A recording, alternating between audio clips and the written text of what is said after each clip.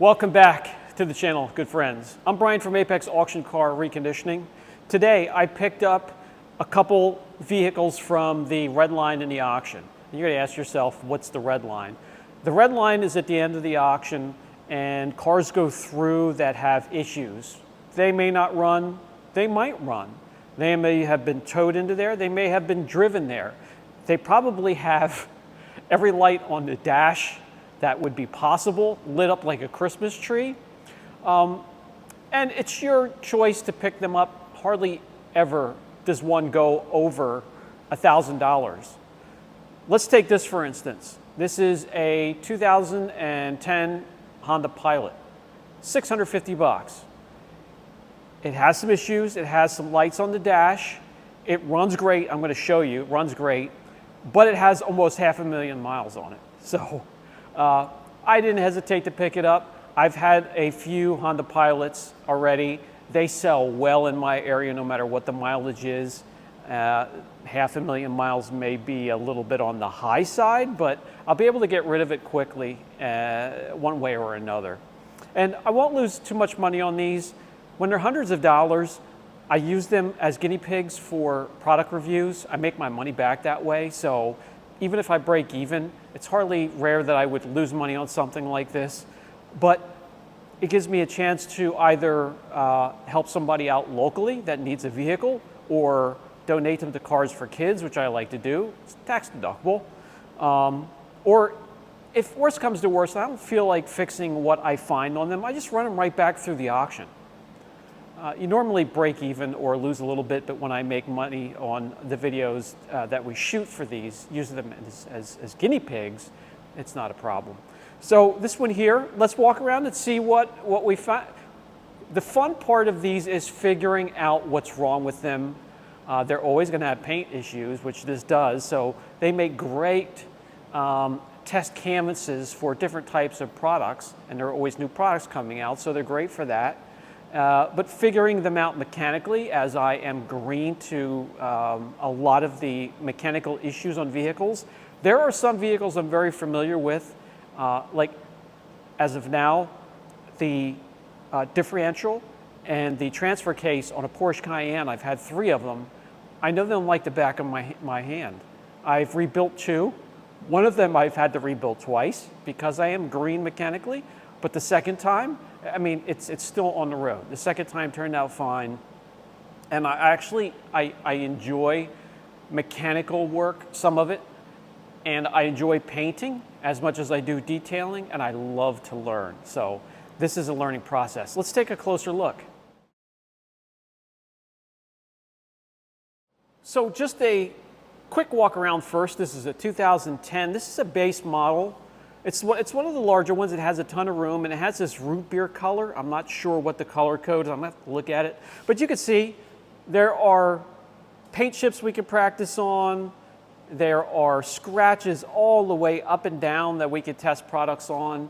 We could test products on the plastic trim, the wheels. We could refurbish wheels. I mean, there's just a lot of fun to be had all the way around. Some people look at these issues on the paint and just shake their head and you know, feel and look disgusted. Me, I like it as a challenge and a test for different products. The side of these vehicles are always okay. The top, with this color for some reason, it always starts to peel and the clear starts to fail. And somebody tried to take it into their hands to sand and repaint. I got to tell you something, guys. When you want to sand those areas, you have to sand everything down to the primer and the metal, down to the metal. Primer it, color coat, clear. This was a little bit of a shortcut and you could see how it turned out. But I'm glad it did. You know why? Because we're going to take wet sanding discs and sheets and we're going to practice on this and kind of show you what's possible. I'm going to take this square here and I'm going to make this square look flat and glossy like a mirror, but that's in a future video, not right away. So they had to repaint the hood, they had to repaint the roof, and I gotta tell you, whoever did it was not very considerate when it comes to being clean. Let's just when they were hopping up onto the roof, they grabbed everything with their hands while they were wet sanding. This is everywhere. Under the hood. I'm not trying to make fun of the person, just the process. Now, this indicates a ton of wet sanding. What I'd like to know is, what in the hell were they wet sanding? They sure didn't get anything smooth. And these weren't popped off, they were just painted right over. Some positives, here's one, brand new headlights to go along with that awesome paint job. You can see the plastic these were just put on, even the clips are new. Now, they're on both sides, and if we look that up, these are on sale, but these are in great shape, and the ones in great shape are on sale for $239 right now a piece. Guys, I've already made my money back with these if I just pull these off and resell them. So there's always, you got to come out and look at these cars first. But this is an engine that has 500,000 miles on it, and it runs great, which I'll show you. Another thing that I loved, brand new battery. They are expensive. Add the battery up with the headlights, yes, you can do the math. There are other new parts. There are, these rotors were just put on not too long ago. There's other parts all the way around. It needs some things. It's a little bit sloppy, a little bit loose on the ride. I mean, I guess I would be too after 500,000 miles, but it could be improved. Otherwise, I think it runs great. But there's, the caveat that the problem with it, we'll jump inside and I'll show you. I do have a lot of extra parts because of having other Honda Pilots. I know I have some MAF sensors. I have both of these laying around. All right, let's just hop in here. Let me show you the problems. Here's one of them, typical, falling apart. The seats are dirty and matted, but in one piece. No cracks on the dash.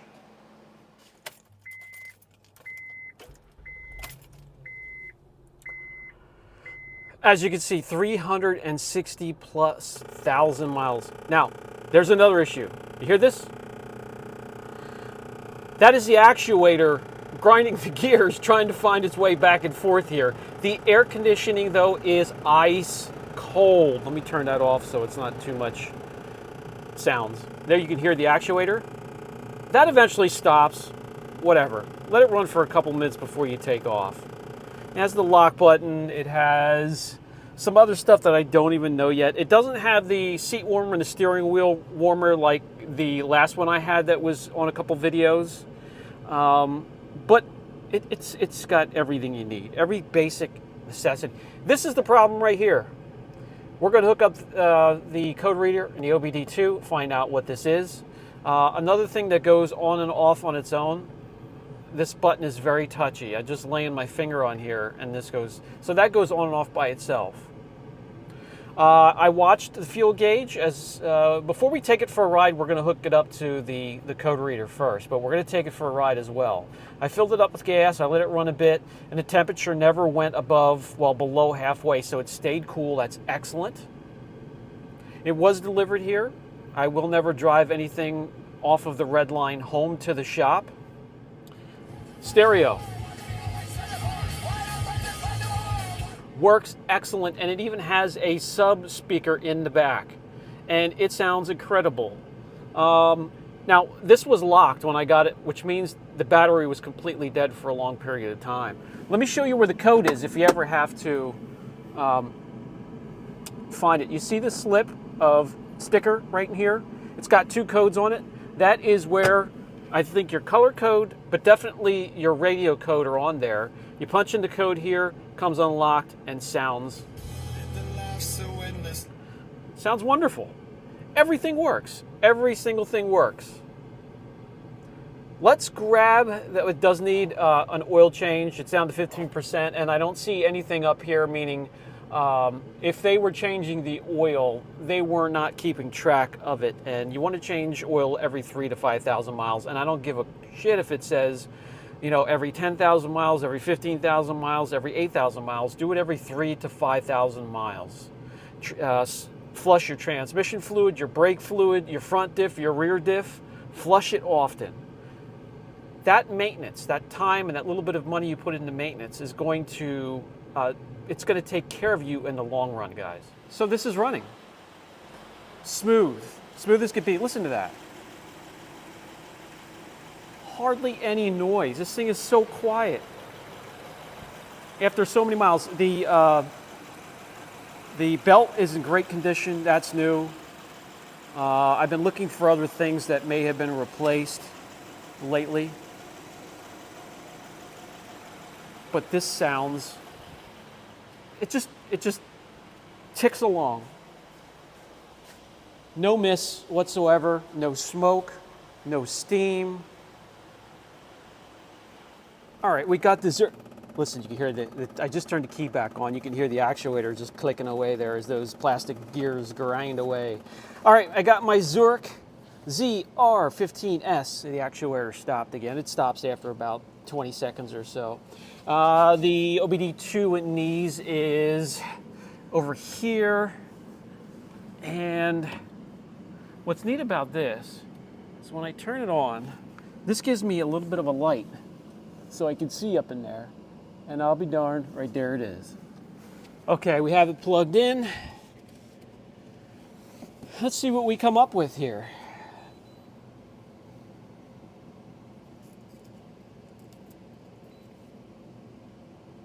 All right, 1 of 4 stored. Let me see if I can get an angle where you can read this thing. Okay, there we go. So system 2 lean, bank 1.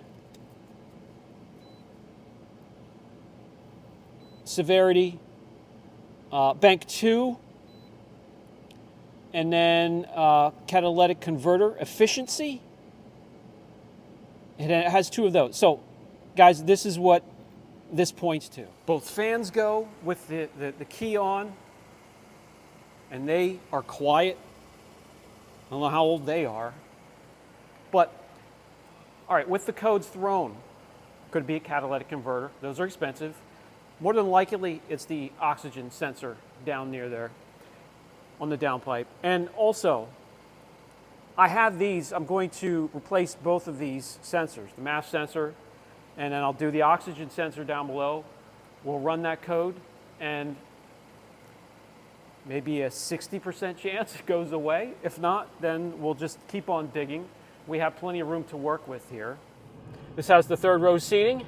The shop manager is trying to figure out which row she wants to sit in. Sometimes she likes to go all the way back. That's where she's going. That's her favorite spot. Sometimes she just likes to sit there and look out of this window. I'll put that back window down when she wants to get fresh air. For the most part, she just likes it back there. There are air conditioning vents in the 2nd and 3rd row of the seats. These are cloth seats. They're comfortable. All the seats can fold forward for extra storage if you want to load some stuff in from Home Depot or Lowe's or wherever, so you got plenty of room. So what I did was I reset the engine light. We'll see how quick that comes back on, but we are going to take a ride. I feel good enough to take a short ride. You don't want to drive too long, guys, because the sensors are telling the system that it's lean, which means it's forcing more gas into the engine. That's not a good thing, so we don't want to drive too far. We want to get this fixed, but we can take this for a short ride and check out the ride. The AC is ice cold. I love that. And see how it takes bumps. And our local roadways, which suck, because this is Pennsylvania, the worst roadways in America. All right, let's click it or ticket. Let's lock in. I don't want the seatbelt to brush up against the mic here. Put that underneath. All right, goes right into gear. You don't get to drive these at the auction. You get to start them up if they start. The red line, that's 30% chance. You get to run them back and forth, within the parking space. You can't run it up and down the roadway or the parking lot there. That is forbidden. everything is running so far. As soon as we get an open spot, we're going to pull out, check acceleration, check the steering, check the ride, check for vibrations, check the brakes, the braking system. Guys, with this, much miles, 500,000 almost, 360 some thousand miles, all the major stuff that's gone wrong with it, timing chains or timing belts or whatever, head gaskets, whatever each vehicle's weakness is, those have already been gone over, maybe 2 or 3 times over. Now it's just the little stuff you got to fight. All right, acceleration. Not the fastest thing in the world, but the engine doesn't knock. Smooth acceleration, it shifts. It's shifting properly. No vibration on the steering wheel. No weird sounds so far. We have a nice big rut coming up here. There, okay. All right, so at 60, I feel a little bit of a shimmy in the steering wheel. When you hit a deep rut, there's a little bit of a light clink. These are known for that. This just passed inspection. I'll show you the sticker when we get back. But 6 of 26. So this has just been through inspection.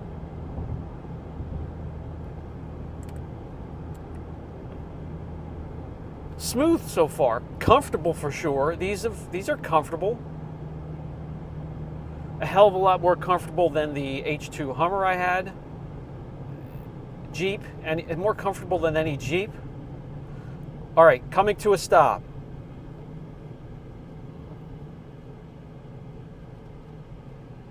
A slight, very slight pull to the right side, but it's not wobbling or shaking or shimming.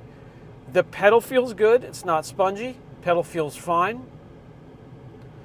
And we're going to be doing acceleration again. I'll pull out in D3 this time. Make sure everything shifts when it should. Oh, that AC feels good. It's really hot here, guys, today. Well, it's been very hot and humid this summer. All right, here we go. On throttle.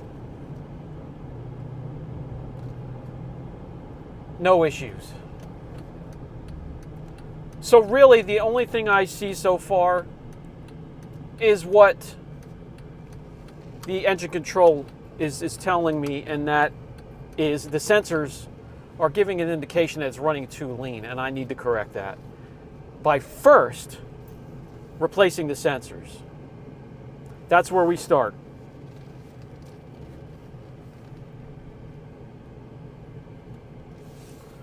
Guys, for 650, now there are, don't get me wrong, there are auction fees and tax, and I always tag my vehicles. You get close to $1,000 for each one. You're still gonna do perfectly fine.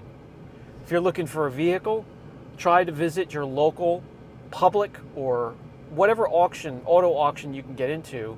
Snoop around, have some fun.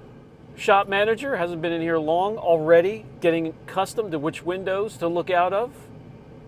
She picks her favorite side and looks for other dogs walking around. Where's the puppy? Where is it?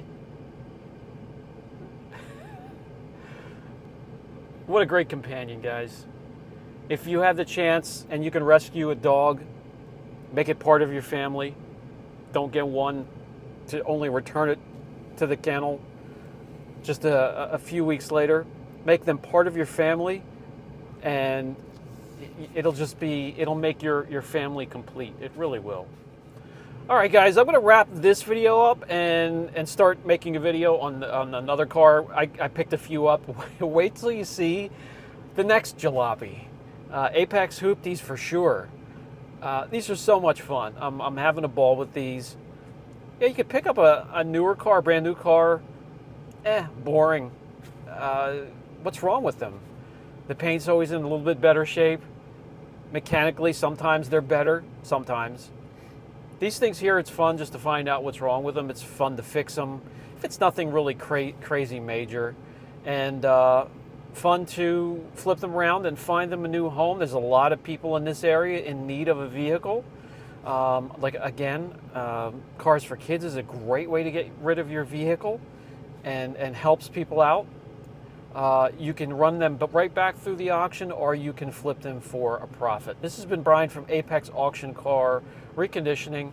Let me know down in the comment section what you think. Again, when it comes to your favorite channels, interact with them. Thumbs up, thumbs down, comment if you liked or what you didn't like about the video, and you will always stay connected with that channel. If not, the YouTube algorithm will just get lost. Your channel, your favorite channel will get lost in the shuffle. I'll catch you later, guys.